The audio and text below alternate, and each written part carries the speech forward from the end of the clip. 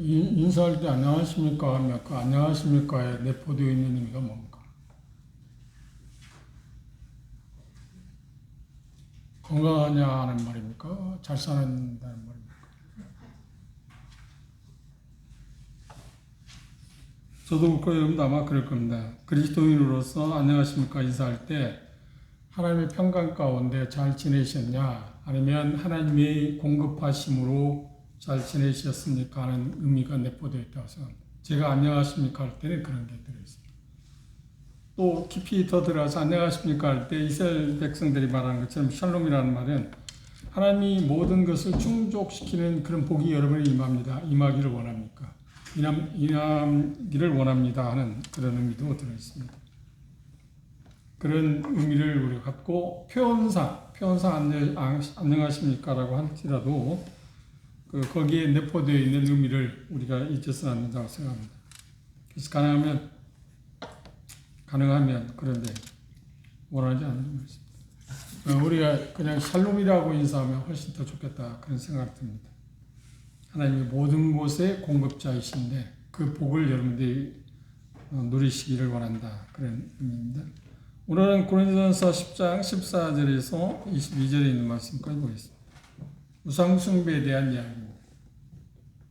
14절부터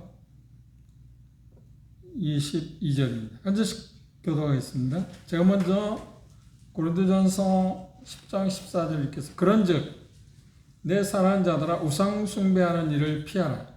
나는 지혜 있는 자들의 피하는 것 같지 않으니 너희는 내가 이르는 말을 스스로 판단하라. 우리가 축복하는 바 축복의 잔은 그리스도의 피에 참여함이 아니며 우리가 떼는 떡은 그리스도의 몸에 참여함이 아니냐. 떡이 하나요 많은 우리가 한 몸이니 이는 우리가 다 한 떡에 참여함이라. 육신을 따라 난 이스라엘을 보라. 제물을 먹는 자들이 제단에 참여하는 자들이 아니냐. 그런즉 내가 무엇을 말하느냐. 우상의 제물은 무엇이며 우상은 무엇이냐. 대저 이방인의 제사하는 것은 귀신에게 하는 것이요 하나님께 제사하는 것이 아니니 나는 너희가 귀신과 교제하는 자 되기를 원치 아니하노라. 너희가 주의 잔과 귀신의 잔을 겸하여 마시지 못하고 주의 식탁과 귀신의 식탁에 겸하여 참여하지 못하리라. 20절 함께 그러면 우리가 주를 모험하시지 않느냐 우리가 주보다 강하냐. 지난 시간에 이스라엘 백성들이 우리에게 교훈으로 남겨준 구약 성경의 이야기를 우리가 들어봤습니다.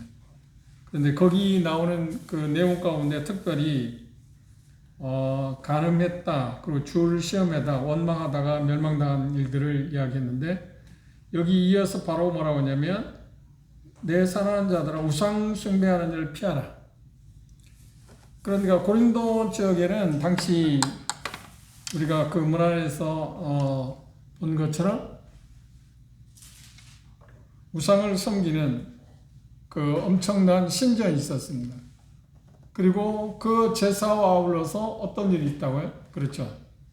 그 공창이 1000명이나 있을 정도로 그게 뭐 요즘 믿지 아니한 성경처럼 뭐 1차, 2차 뭐 휴식할 때 1차 끝나고 뭐 2차 가는 거죠. 그런 것처럼 그 제사의 순서가 1차가 제사 드리고 나서 2차가 그런 부도덕한 일을 저질렀습니다. 그런데 그게 고린도에서는 당연한 일이고 그걸 자기들은 이제까지 자기 조상 때부터 계속 해왔기 때문에 그 우상 숭배하는 것은 자연스러운 일이었습니다. 그렇지 않겠나요? 그런데 고린도만 아니라 모든 그 헬라 문화, 그 로마 도시들이 거의 다 그랬습니다. 데살로 지역은 어땠나요? 데살로 지역도 똑같은 그 상황이어서 그런데 조금 차이만 좀 있었다고 생각합니다. 데살로전서 한번 볼까요? 1장입니다. 데살로니가 전서 1장 보시면 9절에 이렇게 말했습니다. 저희가 우리에 대하여 스스로 고하기를 우리가 어떻게 너희 가운데 들어가는 것과 너희가 어떻게 우상을 버리고 하나님께로 돌아와서 사시고 참되신 하나님을 섬기며 그들도 우상을 버리고 하나님을 섬기게 됐다. 여기에서 말하는 지금 고린도전서 10장에서 우상을 피하라고 할 때 우상은 그러니까 문자적인 의미에서 보이는 그 신상들입니다. 그게 문자적인 의미에서 우상입니다. 그런데 이게 신약 성경 전반적으로 볼 때 우상이라고 하는 것은 꼭 거기에 국한되는 것은 아닙니다. 여기 표현 가운데 그런 표현도 있습니다. 그런 것들은 마치 귀신과 함께하는 거다 하는 그런 표현도 해서 그런 부분들을 우리가 조심스럽게 접근해 보는 게 필요하다고 생각합니다. 바울은 왜 우상 숭배가 특히 가증스러운 건지 하나님께서 그렇게도 대단히 싫어하는 죄인지에 대해서 설명하고 있습니다.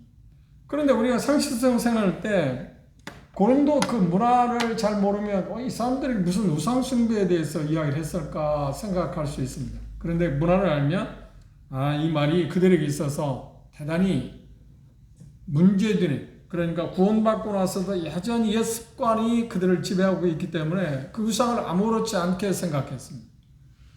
그런데 지금 계속 우리가 주제대로 공부한 것처럼 그들에게 주어진 자유가 있잖아요. 그 자유를 그들은 어떻게 했냐면 남용하고 오용했습니다. 그래서 우상 숭배하는 것도 별 문제가 없다. 그리스도인이 됐는데 그게 뭐가 문제냐. 그리고 심지어 어떤 사람들이 잘못 가르치려고 어떤 생각하냐면 우상은 아무것도 아니다. 우리가 10장 초반부에 봤지 않나요? 우상은 아무것도 아니기 때문에 그곳에 가서 뭐 절하한다든지 뭐 한다고 해도 그건 별 문제가 없다고 할 정도의 그 가르침들이 있어서 다들 혼란스러웠습니다. 그래서 바울 사도는 그런 부분에 대해서 그게 얼마나 무서운 중죄인가에 대해서 알려주고 고린도 성도들 하여금 또 오늘 20세기 2000년 흐른 우리에게 있어서 우상의 그 차이점, 보여지는 신상들만 우상이 아니라 다양한 우상의 다양한 면들을 우리라고 성경의 선실세 여러 면에서 우리에게 가르쳐 주심으로 인해서 우상에 대해서 여기 바울사도 이야기 지금 뭐라고 했나요? 피하라. 그리고 요한사도는 요한일서 5장에 보면 우상 숭배에 대해서 이렇게 표현했습니다. 비슷한 표현을 했습니다. 요한일서 5장을 볼까요?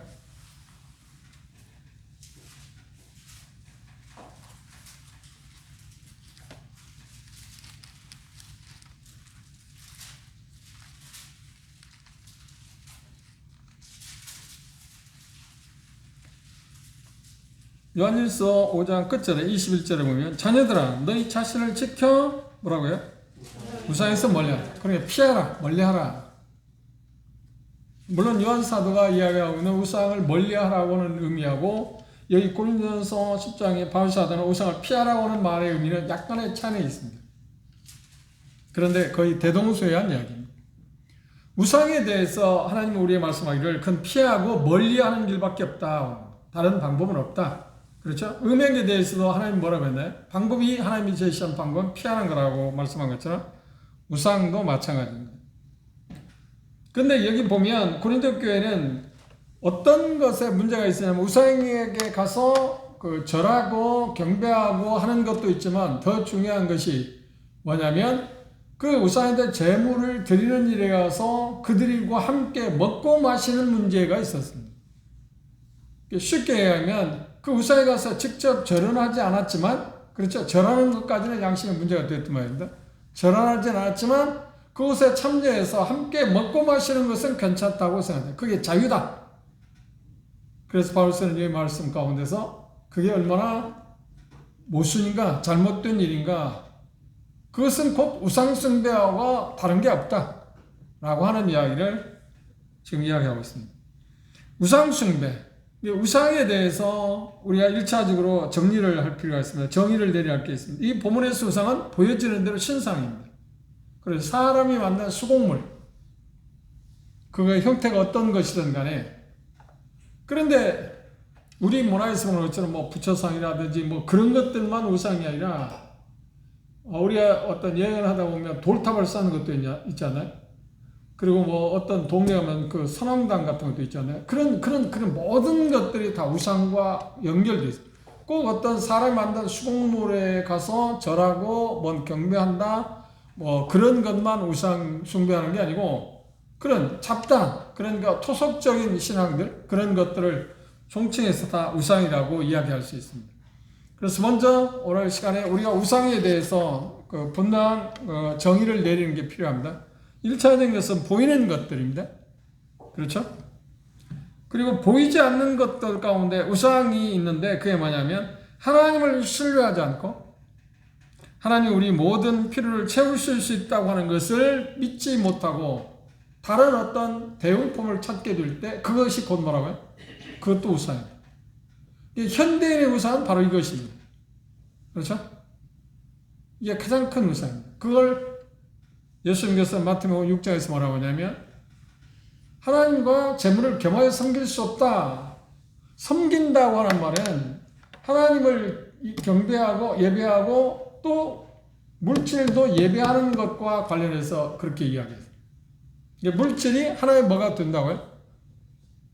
우상이라고 하는 표현을 했습니다. 또 보이지 않는 가운데서 우상 숭배 가운데 빼놓을 수 없는 것이 골로새에서 보면 천사를 숭배한 것이 있었습니다. 그 천사를 숭배한 건 뭐냐면 그 골로새 지역에는 문화가 어떤 거냐면 천사 숭배하는 것이 그들이 더 경건해질 수 있다고 생각했기 때문에. 왜? 일반적으로 천사 하면 우리는 어떤가요? 우리도 천사에 대해 잘 모르지만 그런 문화에 접하지 않았지만 외국에서 온 것들입니다. 그런데 천사하면 악한 건가요? 선한 건가요? 일반적으로 생각합니다.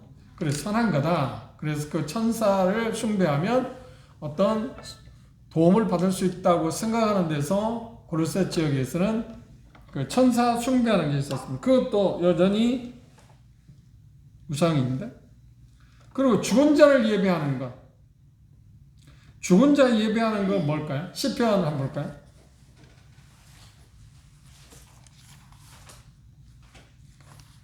(106편입니다)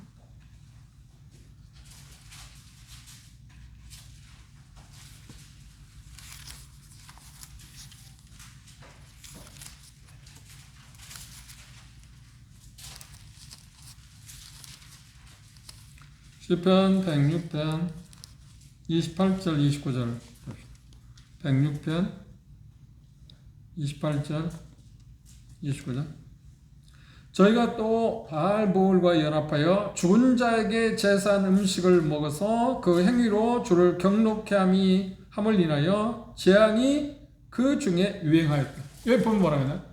우상을 향해서 제사드린 음식을 먹어서 죽은 자에게 제사한 음식. 그렇죠? 이것은 지금 우리 문화하고 연결되어 있습니다. 그렇죠? 믿지 않는 사람이 제사 드리잖아요. 그것을 우리는 우상숭배라고 거의 다 알고 있으면 그건 강한 그런 죄악입니다. 죽은 자에게 제사해서 그 음식을 나누는 겁니다. 그럼 이 고린도 교회도 지금 비슷한 겁니다. 그 신에게 신전에 가서 제사 드린 것을 같이 나누고 그래서 먹고 마신다고 이야기했잖아요. 그래서 그것과 아울러서 주의 잔과 떡에 동참 함께 할 수 있는 게 아니다 라고 하는 표현을 통해서 우리가 볼 수 있는 것은 바로 죽은 자를 위해서 무엇인가 하는 것, 그리고 그 음식을 먹는 것들, 이게 우리에게 문제가 된다고 생각합니다. 제가 공부하기 전에 이런 부분에 대해서 구체적으로 잘 몰랐지만 제사한다고 하는 것이, 제사 드린다고 하는 것이 그 우상숭배라는 것을 막연히 생각해서 집에서 어려움을 겪기도 했습니다. 근데 뭐 어려움 겪고 말고 할 것도 없이 뭐 그냥 다른 형제들은, 친족들은 뭐 죽은 자에게 그게 우리 선친일 수 있지만 저를 할 때 저는 뻣뻣이 서 있어요. 그러니까 제 친족들 가운데 어떤 분이 뭐라고 하냐면 왜 너는 안 하냐고 그런다. 뭐라고 해야겠습니까? 아마 그때가 아마 중학생이나 아마 그랬을 겁니다. 그때 아무 말도 않고 이게 좋은 것 같지가 않아서 않는다고 그렇게 표현했습니다. 이게 좋은 것 같지가 않다고. 그러니까 어르신이 뭐라고 하냐면 너는 쌍놈이라고. 뭐 그리고 부모도 몰라보는 자식이냐고. 뭐 그런 쪽의 표현을 했습니다. 그러든 말든.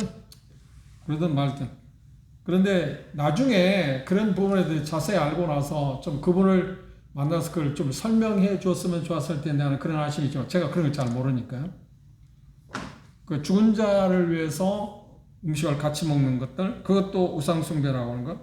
그런 거 참 우리 문화에서는 조심해야 할 문제입니다. 그렇죠?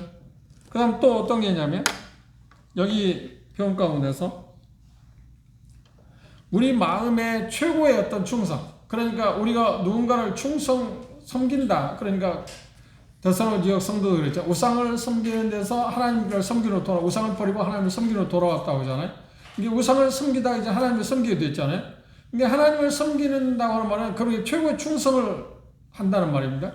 그런데 그 하나님에게 최고의 충성을 드려야 하는데, 해야 하는데, 그 다른 어떤 것이 됐든, 누가 됐든 간에 충성을 다른 데로 돌리는 것을 뭐라고 해요? 그것도 역시 우상숭배다.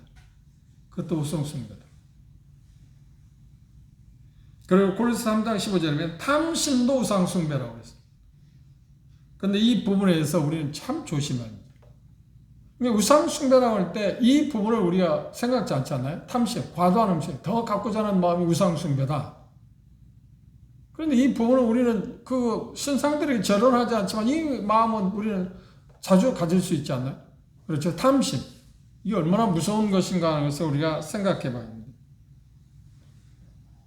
마태복음 6장 21절에 그런 표현을 했는데 거기에서 좀 전에 말씀드린 것처럼 하나님과 재물을 겸하여 숨길 수 없다는 표현 가운데서 예수님 말씀하고자 하는 가장 큰 건 뭐냐면 우리에게 가장 큰 마음에 있는 또는 마음의 우상이 있는데 그 우상이 무엇이냐면 바로 자기 자신입니다. 자기 자신.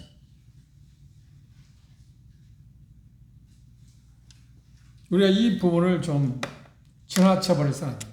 하나님보다도 우리가 우리 자신을 우선시할 때가 많지 않아요? 그렇죠? 근데 그게 우상숭배라고 생각하는 사람이 그렇게 있나요? 그걸 우상숭배라고 생각하지 않습니다. 우상숭배하면 우리는 최소한도 상식적으로 이게 커다란 죄다. 정말 하나님을 모욕하는 죄 중에 손꼽히는 죄다고 알고 있지만 나 자신이 하나님보다 더 중요시 생각하고 우선시하는 것이 그게 곧 내가 우상숭배했다고 하는 것을 인지하는 사람이 몇이나 있겠나요? 그럼 우리는 수시로 그렇게 할 수 있지 않나요? 참 이런 부분에 대해서 우리는 각성할 필요가 있습니다. 저도 이 메시지를 준비하면서 새삼스럽게 새롭게 우상은 이렇게 보여지는 거 이게 무서운 죄라고는 알고 있지만 참 내 가까이 있구나 내 마음속에 있구나. 가장 큰 우상이 누구라고요? 무엇이라고요? 자기 자신. 그리고 첫 번째 이야기처럼 우리의 모든 필요를 그분이 공급하시는데 그걸 의지하지 않고 그분을 하나님 의지하냐고 그 어떤 다른 방법을 통해서 다른 것에서 그걸 얻을 수 있다고 정취할 수 있다고 생각하는 것 그것 자체도 우상이다. 우리 오늘날 살고 있는 우리들에게 있어서는 직접 지성인들 나는 우상숭배자가 아닙니다 라고 말할지 모르지만 이 부분을 접한다고 하면 누가 우상숭배에서 벗어날 사람이 있겠나요? 그리고 탐심의 우상숭배라고 할 때 탐심을 안 갖는 사람이 누가 있나요?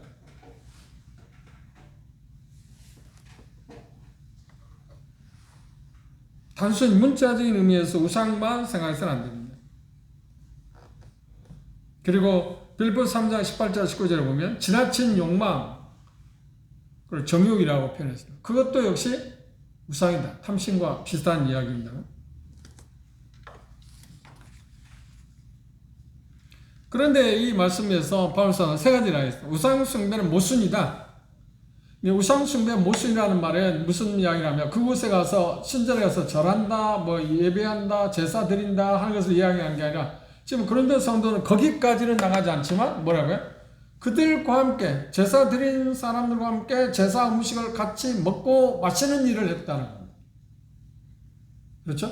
그런데 먹고 마시는 일을 했는데 그들 생각에는 어떤 우리에게 주어진 자유가 있기 때문에 그런 것도 하나의 자유다. 그럼 그것도 얼마나 할 수 있잖아? 하고 생각했다는 겁니다. 그런데 바울사는 이 본문에서 뭐라고 하냐면 아니야, 그건 아니야. 그것 자체는 대단히 큰 모순이다. 16절에서 18절의 말씀까지 이야기했습니다. 16절 보십시오. 우리가 축복하는 바 축복의 차는 그리스도의 피에 참여함이 아니며 우리가 떼는 떡은 그리스도의 몸에 참여함이 아니냐. 떡이 하나요 많은 우리가 한 몸이니 이는 우리가 다 한 떡에 참여함이라 그랬습니다.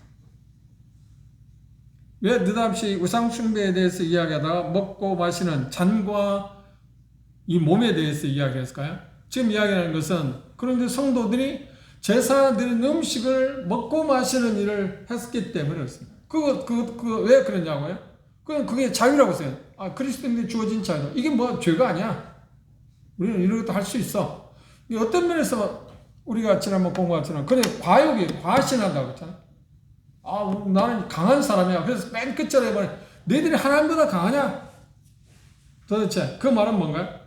그렇게 하고도 하나님으로부터 심판받고 하나님으로부터 어떤 징계받을 거라고 생각지 않느냐 하는 표현을 그렇게 한 것입니다.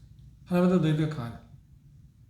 그리고 하나님의 지혜롭냐. 하나님의 그런 걸 알고 계시는데 그걸 제한하는 이유가 그게 엄청난 문제가 없기 때문에 그 결과가 너무나 무섭기 때문에 하나님 말씀하시는데 너희들이 생각할 때 그걸 아무렇지 않다고 생각한다고 하면 그럼 너희들 하나님보다 더 강하냐.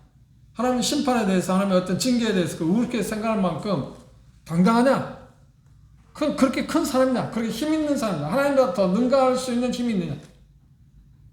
다른 표현을 한다고 하면 하나님의 징계 그 심판을 넉넉히 너희들이 감당할 수 있냐? 그걸 무찌를 수 있는 힘이 있냐고 하는 표현을 그렇게 표현했습니다.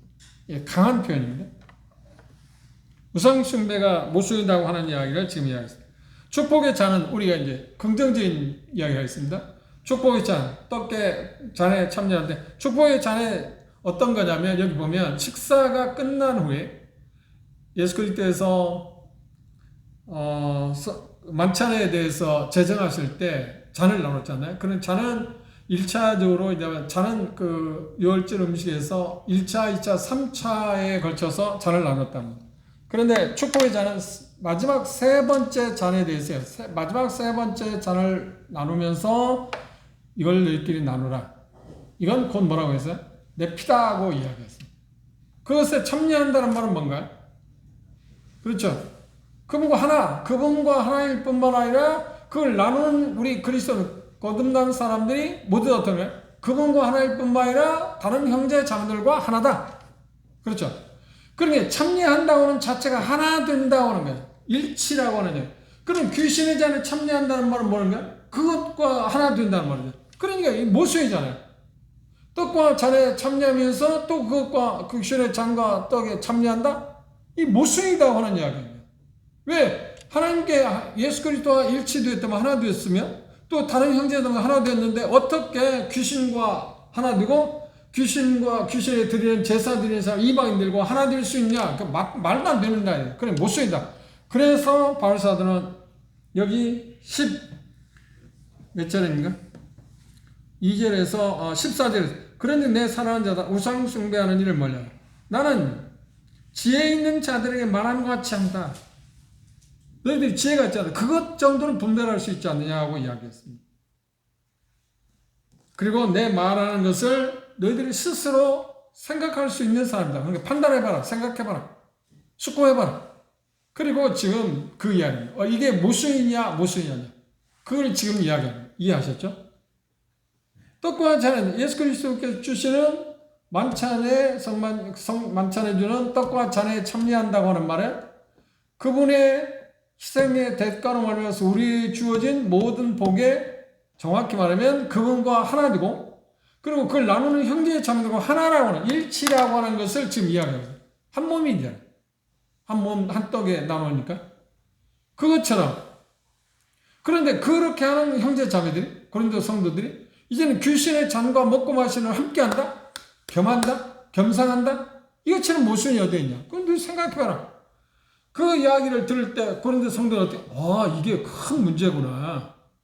나는 이미 거듭남으로 말미암아서 떡과 잔에 참여하게 되는데, 그분과 일치되고, 그분과 교제하고, 또 그걸 나누는 형제자매가 하나 되고 교제를 나누고 있는데 사귐을 나누고 있는데 그것과 별개로 귀신에게 그러니까 제사 드리는 음식을 먹고 마시는 걸 통해서 그들과 또 하나 됐다? 그것들과 일치된다? 이건 말도 안 된다. 왜냐하면 몸이 하나밖에 아니잖아요. 그래서 이 이야기를 들을 때 우리가 심각한 문제에 빠졌구나 하는 것을 일깨워주기 위해서 지금 그 이야기를 해서 참여한다는 말은 뭐야? 교제. 참여한다는 말은 교제, 그분과 교제하고 떡과 잔에 참여하는 형제 자매들과 교제합니다. 그런데 그보다 우선한 게 뭐예요? 그분과 일치고 하나 되고 또 떡과 잔에 참여하는 다른 형제 자매들과도 하나 되는 것을 지금 이야기했잖아요.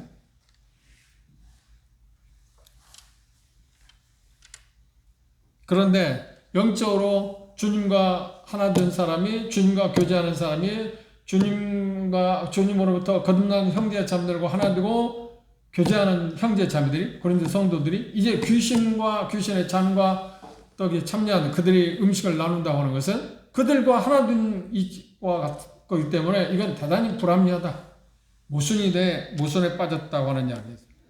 여기 떡에 참여한다는 말은 뭔가요? 주님께서 우리의 주신 그 떡, 몸을 상징한다고 그랬잖아요. 그런데 이 부분 때문에 그 교회사 쪽에서 세 가지 학설이 있습니다. 하나는 캐톨릭에 하는 화채설. 화채설은 뭔가요? 떡과 잔이 바로 예수님의 피와 몸이다. 이 말도 안 됩니다. 그렇죠? 그런데 루터는 종교개혁을 한 루터는 뭐냐면 공제설을 여겼어요. 그게 변한다. 변할 수 있다. 그런데 그 다음 종교개혁자는 우리가 이야기해서 떡과 잔은 뭔가요? 화채설도 아니고 공제설도 아니고 뭐예요? 상징성. 그냥 상징하고 있는 거다. 그 자체로 보면 어떤 의미가 우리에게 주어지는 건 아니다. 그렇죠? 그 자체가 말입니다. 떡이 자체가 우리에게 어떤 특별한 의미를 주는가? 그런데 우리도 은연중에 어떤 생각을 하냐면, 초기에는 어떤 생각을 하냐면, 떡이 어때야 하냐고 갖고 시비를 했어요. 그리고 포도즙이 어때야 하냐고 갖고 시비를 했어요. 물론, 그렇게 하는 것이 어떤 면에서 보면, 긍정적인 면에서 좀 더, 뭐라 할까요? 더 영적으로 더 거룩해지고, 영적으로 더 어떤 굽이 된다고 하는 그런 의미에서, 그러니까 더 좀 영적으로 성숙한다? 아니면 신령하다? 하는 쪽을 추구하기 위해서 그런 걸 했을지 모르지만 까닭 잘못하면 이런 쪽에 문제가 있어요. 그렇죠? 그래서 종종 표현상의 문제일 수 있지만 조심해야 할 게 있습니다. 떡을 나누면서 이게 그리스도의 몸입니다. 그렇게 말하면 안 돼요. 그렇죠? 그리스도의 몸을 상징한다고 이야기해요. 그리스도 몸은 아니잖아요.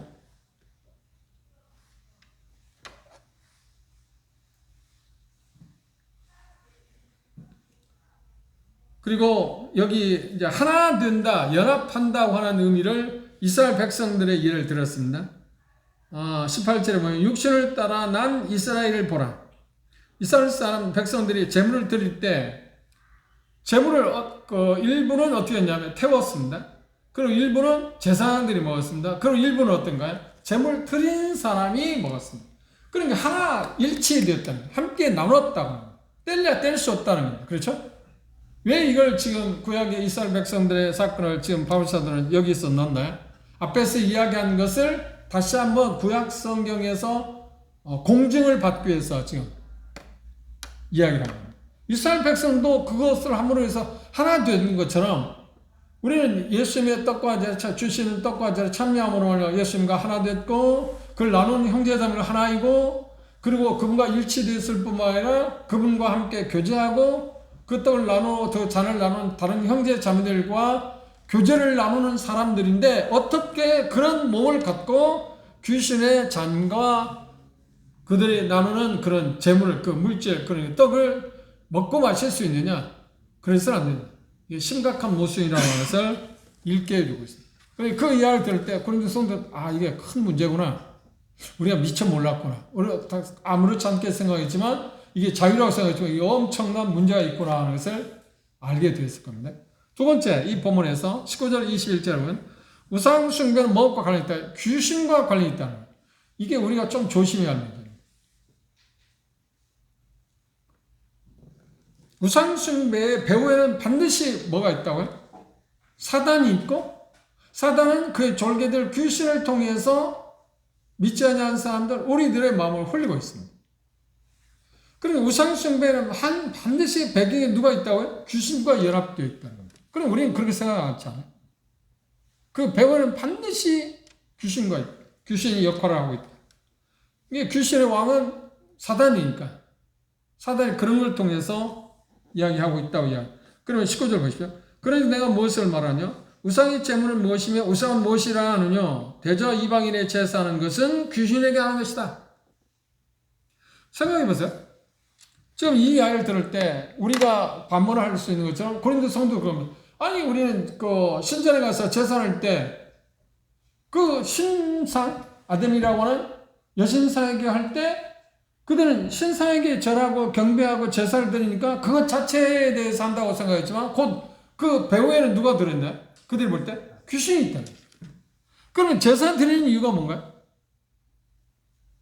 첫째는 그 신이 자기에게 주는 복을 받기 위한 거고 또 하나는 부정적인 쪽에서 우리가 당할 수 있는 어려움을 그 귀신, 내가 섬기는 그 신에게 이 재물을 드리고 뭐 하는 것을 통해서 어떻게 돼? 쉬운 얘기는 액땜. 그런 불의한 것들을, 부정적인 것을 막아줄 수 있다고 생각하기 때문에 하는 거죠. 눈에 보이는 신상이 아니고 중요한 것은 그들의 마음 가운데 누가 있다고요? 귀신. 그렇죠. 보이지 않는 신에게 지금 하고 있는 것입니다. 우리 조상들이 제사를 지냈잖아요. 제사를 지낼 때 누구에게 하는 건가요? 제사는 누구에게 하는 건가요? 그렇죠. 귀신에게 하는 게 아니라 조상 신에게, 조상에게 하는 거잖아요. 뭐 아버지가 할머니, 할아버지에게 지금 제사를 드리잖아요. 그런데 쉬운 것은 뭐냐면 그 부모들이나 조상들이 있나요? 그래, 그 귀신이라고 생각하는 거예요. 그분들이 귀신으로 생각하는 거예요. 그래, 우리가 좀 잘못 알고 있는 게, 우리 문화에서 잘못 알고 있는데, 귀신은 죽은 사람이 귀신 될 수 있는 게 아닙니다. 귀신은 마귀와 마귀의 졸개들이 하나님께서 저주다. 그래, 원래 천사들이, 타락한 천사들이 귀신이지, 사람은 절대 귀신이 될 수 있는 게 아니에요. 그런데 우리 동양 문화는 어떤가요? 사람이 죽으면 귀신이 된다고 생각해요. 그래서 제사 드릴 때 그 조상 신이라고 하지만 조상이지만 조상의 귀신에게 드리는 거죠. 지금 마치 서양에서는, 이 고린도에서는 아담이 신전에 가서 제사를 드릴 때 그 신, 눈에 보이는 것은 그 신이지만 실상 그 신 배후에 있는 귀신에게 그들은 제사를 드리는 거죠. 그런데 그 제물을 함께 먹고 마신다는 말은 무슨 말인가요? 그게 동참한다는 말이 되잖아요. 참여한다는 말이 되잖아요. 그게 얼마나 무서운 이야기인가요? 그래서 그건 참으로 두려운 일이기 때문에 우리는 그 일을, 두 주를 섬길 수 없다고 하는 주님의 가르침을 따라서 그것들을 피해야 한다고 우리에게 이야기하고 있습니다. 자, 한번 우리가 이미 공부했습니다. 그 맥락에서 한번 보실까요? 사도행전 5장 보시죠. 아나니아 삽비라 부부에 대한 문제를 이렇게 베드로는 이야기했습니다. 사도행전 5장 3절을 보시면, 베드로가 가로되 아나니아여 어찌하여 사단이 내 마음에 가득하여 내가 성령을 쏘이고 땅값 얼마나, 여기 뭐라고 했나요? 두 부의 마음 가운데 누가 그들을 지배했다고? 사탄이. 그런데 지금 이야기한다고 하면 아나니아 삽비라는 그들의 마음 가운데 뭐가 있어요? 지금 일종의 우상이 있었어요. 우상이 뭔가요? 탐심이라고. 물질을 조금 전부 안 드리고 일부를 드리고 전부 드렸다고 해서 그 예루살렘 교회에서 어떤 명예를 얻고자 하는 마음에서 지금 그 일을 하고 있잖아요. 작당을 했잖아요. 부부가. 그렇죠?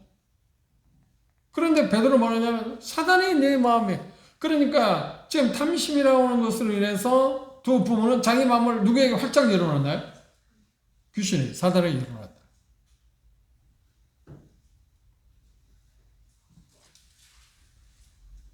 그래서 베드로는 그 부분을 보고 사단이 내 마음에 어떻게 가득하냐고 했냐고 이야기했어요. 하나님 이외에, 그렇죠? 정확히 말하면 하나님 이외에 다른 어떤 것들을 하나님보다 더 귀하게 생각할 때 그 배경에는 우리 마음인 것처럼 보이지만 그 배경에는 누가 있다고요? 실상 영적인 의미에서 보는 것은 우리 마음이죠. 그렇죠?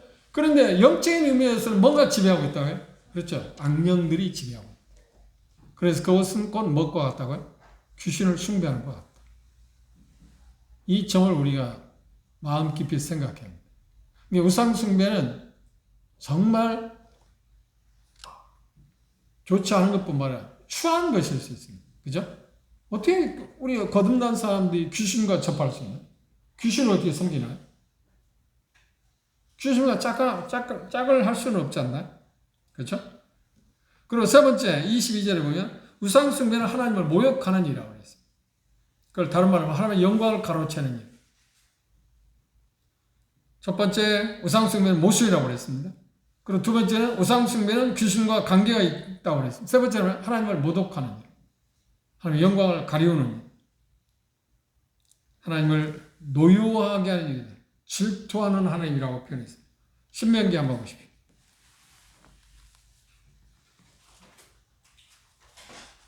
(32장)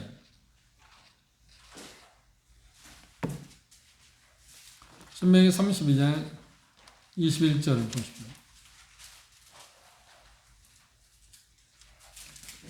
그들이 하나님이 아닌 자로 나의 질투를 일으키며 그들의 허무한 것으로 나의 진노를 격발하였으니 나도 백성이 되지 아니한 자로 그들의 시기가 나게 하며 우준한 민족으로 그들의 분노를 격발하리라. 여기 평가 뭐라고 했나요? 그들이 하나님 아닌 자로 나의 질투를 일으켰다. 하나님 아닌 자가 누군가요? 우상이 대표적인 우상이잖아요. 하나님 뭘까? 하나님이 표현할 때 하나님의 속성에 대해서 말 때 질투의 하나님이라고 표현했습니다. 그래서 십계명에 보면 두 번째 계명 가운데 그렇게 분명히 우상을 만들지 마. 어떤 것도 세워서 합니다.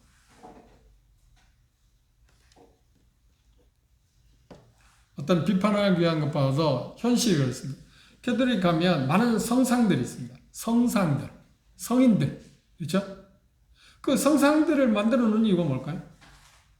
뭐 안드레단지 뭐라든지 수도 없이 막 그들을 통해서 우리가 영적으로 어떤 도움을 받을 수 있다는 것을 넌지시 제시하는 겁니다. 드러나자마자 첫 번째 만나는 신상은 누군가요? 마리아예요. 마리아는 예수님의 어머니이기 때문에 그분이 말하면 얼마나 잘 들어주겠냐. 말도 안 되지. 누가복음 2장에서 뭐라는가요? 마리아도 뭐라 했어요? 나도 주를 기다린다. 나의 구주를 기다린다. 그것도 죄이잖아요. 그런데 그렇게 생각합니다. 그래 딱 들어가면 우상이 널려 있는 거야. 그리고 수많은 성화들 있지 않나요? 그렇죠? 그런 것들이 우리 마음 가운데 자리 잡고 있는 마음 가운데 어떤 것을 불러일으키냐면 종교심을 불러일으켜 경건하게 만들고 그리고 마치 사람들은 보여지는 것이 대단히 강점을 갖고 있잖아요. 그게 보이니까 그런 것들이 보이니까 성상들도 있고 수많은 그림들도 있고 성화도 있고 그러다 보니까 이것이 하나님이 계시다 하고 착각하게 만들죠. 그리고 그런데 거기까지는 좋을지 모르는데 더 중요한 건 그것들을 의지하게 돼요. 은연중에 바라는 거예요. 도움을 요청하는 거예요. 사람이 어떤 면에서는 참 연약해요. 어떤 면에서 연약하면 어떤 면에서는 가장 강한 겁니다. 최고의 우상은 누구라고 했죠? 자기 자신이라고 했잖아요.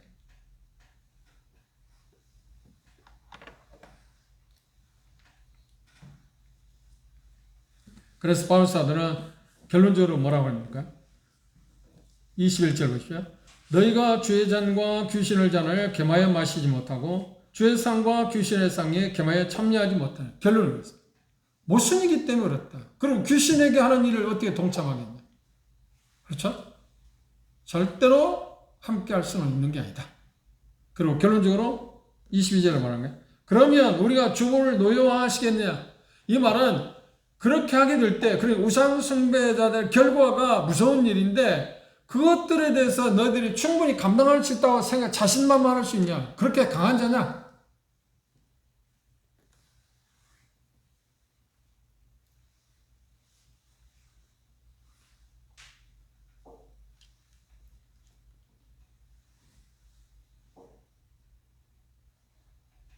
우리는 절대로 하나님보다 강할 수가 없습니다. 그 하나님 이 바울사도 이 표현을 한 모습에서 다시 보시면 그러면 우리가 주를 노여워하시게 하겠느냐? 우리가 주보다 강한 자냐? 노여워한다는 말은 다른 말로 하면 이렇게 함으로 해서 귀신의 잔에 참여하고 떡에 참여함으로 인해 주님으로 하여금 질투를 일으키게 된다. 그런데 하나님의 질투를 일으키게 하는 일을 우리가 어떻게 하겠어요? 그건 무서운 일인데. 그렇죠? 질투를 일으키게 할 때 결과는 뭐라고 했나요? 우리가 주보다 강한 자냐 하는 표현을 뭐예요? 심판을 받게 된다. 그런데 고린도 성도들이 이 메시지를 들을 때, 서신을 볼 때, 우리는 하나님 앞에서 무서운 잘못을 범하겠구나. 하나님으로 질투를 일으키게 하다니? 하나님을 모욕하는 일이니까. 그렇죠? 영광을 가리우는 일이니까. 근데 자기들은 자유가 있어서 그 정도는 괜찮겠지. 가서 직접 절하지 않고 신상에 절하고 뭐 그러진 않지만 그들이 드린 제물을 먹고 마시고 함께 놀고 하는 것에 대해서 함께 하는 것, 참여하는 것은 괜찮지. 그런 자유 정도는 있지 생각했지만 그것이 어떤 죄라고요? 하나님을 질투하게 하는 얘기예요. 그래서 절대로 함께 할 수는 없는 일이다. 그래서 오늘 이 본문을 통해서 우리 마음 가운데 주목해야 할 게 문자적인 의미에서 우리가 보이는 그런 어떤 우상에 대해서 우리는 정말 멀리해야 합니다. 가까이에서 합니다. 전에 그 몽골에 갔을 때 몽골에 가면 이 뭐가 있냐면 광야잖아요. 그런데 어떤 좀 언덕이 있습니다. 그런데 가면 꽉 뭐가 있냐면 돌 무더기, 돌을 쌓아놓고 있어요. 돌을 갖다 주변에 있는 돌을 갖다 하나씩 우리나라도 그런 게 많지 않나요? 그런데 얘는 까딱 잘못하면 아무런 의미 없이 돌 하나 돌탑 쌓는다 돌 하나 옮겨놓을 수 있잖아요. 제주도 가면 바닷가에 그런 게 참 많습니다. 가파도 가면 특히 더 많아요. 그런데 그게 우리가 생각할 땐 장난으로 한 것처럼 보이잖아요. 그런 의미를 갖고 내가 거기에 뭔가 한다는 의미를 갖고 의미를 부여하고 그 돌 쌓아놓은 데다 하나 조그만한 걸 올려놓고 떨어지면 무너지면 또 다시 쌓고 하는 거 그런 사람이 있을지 모르지만 그게 뭐냐고 하면 바로 우상숭배 하나의 표현이라. 절대 그런 거 해서는 안 돼. 그래서 가장 멀리 하라. 그런 것을 접하면 안 돼. 그래서 처음 가보니까 그런 큰 돌무대에 있어갖고 뭐 거기에 뭐 여러 금줄 같은 거 있잖아요. 그걸 쳐주기도 하고. 그래서 박수영이가 그랬습니다. 이게 몽골 문화인데 여기 와서 계속 그들은 광야를 지나갈 때마다 그런 곳에 와서 그들 어떤 어려움이 있을 때마다 와서 그렇게 빈다는 거예요. 그리고 빌 때 문제가 뭐냐면 항상 돌을 갖다 얹으면서 그리고 돌고 그죠? 그래서 제가 그랬습니다. 이런 건 접하지 맙시다. 그냥 갑시다. 이게 문화를 우리가 본다는 것은 괜찮지만 이건 문화가 이런 문화는 우리가 좋은 게 아닙니다. 그냥 가자 우리 형제들이 뭐라고 해요? 이거 새로운 문화 새로운 거니까 한번 보는 것 같아요. 그냥 그러면 멀리하는 게 괜찮다. 가자. 제가 제일 어른이니까 가자고 하니까 되겠습니다. 올 수밖에 없어요. 그래 내려와서 제가 좀 설명을 했어요. 우리가 그냥 우연찮게 그런 걸 할지는 모르지만 우리 마음에 현혹당할 수 있다. 그래서 하나님 말씀하고 그 멀리하라고 하지 않아. 피하라고 하지 않나. 멀리하라고 하고 피하라고 우리는 피하는 거 방법밖에 없어. 거기 가까이 가서 어떻게 하면 안 되잖아요. 여러분들 혹시 그럴지 모릅니다만 우리가 어떤 등산을 한다든지 할 때 꼭 그 좋은 산에는 뭘 통과해야죠? 절을 통과하잖아요. 근데 저는 절대로 그걸 가지 않으려고 해요. 벽길로 가요. 저번에 문화재가 있어요. 문화재 있어요. 그런데 그 문화재가 아니고 믿지 않는 사람들 중에 문화재지만 우리에게서는 문화재가 아니고 그건 뭐예요? 신상들의 일종이에요. 사람의 수공을 만드는 거잖아요.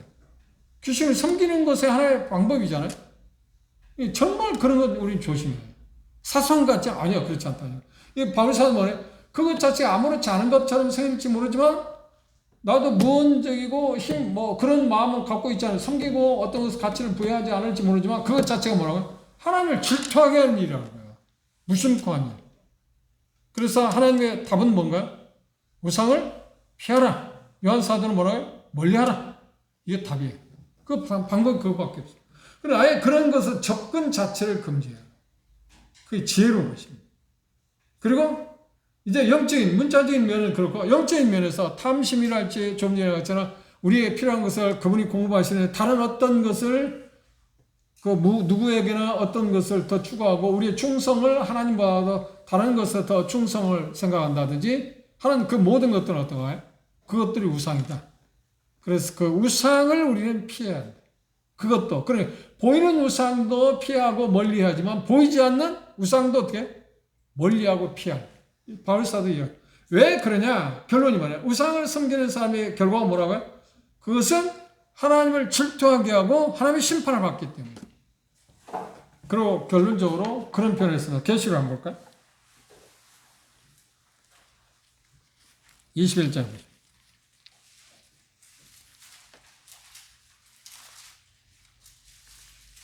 요한계시록 21장 8절에 그런 표현이 있습니다. 또 내게 말씀하시기를 이루었도다. 8절. 그러나 두려워하는 자들과 믿지 아니하는 자들과 흉악한 자들과 살인자들과 행음자들과 술객들과 우상 숭배자들과 모든 거짓말하는 자들은 불과 유황에 타는 못에 참여하리니 이것이 둘째 사망. 그리고 아버지 집에 대해서 할 때 우상 숭배하는 자는 절대 그것에 참여할 수 없다고 이야기합니다. 우상 숭배가 우리가 생각하는 것보다 훨씬 광범위하고 그렇죠? 우리가 지키 가장 가까이 있는 죄 가운데 하나입니다. 쉽게 생각할 일이 아니라는 겁니다. 이해하셨죠? 이 부분을 오늘 말씀을 통해서 우리는 정말 하나님께서 우리에게 경고한 것처럼 피하고 멀리하는 일입니다. 탐심 문제도 그렇고 뭐 다른 하나님 이외에 그 다른 어떤 것들에 충성하는 것, 그리고 나 자신을 하나님보다도 더 중요하게 생각하는 것들, 그리고 특히 물질에 대해서 우리는 하나님보다 더 크게 생각하는 것. 이게 우상은 보이지 않는 쪽에서 영적인 의미에서 우상은 하나님보다도 다른 어떤 것을 앞세우는 그 모든 것들이 뭐예요? 우상이에요. 그러니까 우리는 보이는 것들에 대해서 우상 숭배는 하지 않을지 모르지만 보이지 않는 것들에 대해서 우상 숭배에 가장 가까이 있습니다. 하나님 질투하기에는 그 무서운 죄 가운데 가장 가까이 있어요. 다른 어떤 것보다. 그렇지 않나요? 여러분도 아마 동의하실 거라서. 저도 그렇게 생각해요. 그래서 이 부분에도 하나님이 우리에게 경고하신 것처럼 피하고 멀리하는 방법이 그거밖에 없습니다. 접하지 마십시오. 그래, 농담 삼아서라도, 재미 삼아서도 아니에요. 그래서 저는 뭐 그런 게 있을 때, 현자매들하고 같이 갈 때도, 뭐 등산한다 할 때 꼭 그런 접근 자체를 안 해요. 피하잖아요. 그러면 어떤 분은 그러는데, 거기에 문화재 있잖아요. 아니, 문화재가 내게 무슨 의미가 주냐고. 아니에요. 어떤 면에서 대단히 배타적으로 생각할지 모르지만, 왜냐면 내가 그걸 감당할 수가 없으니까. 그렇죠? 안 보면 괜찮잖아요. 그럼 보면 어때? 은연중에 뭐예요? 뭐가 있는 것처럼 보이잖아요. 그럼 믿음이 약하면 더 그래.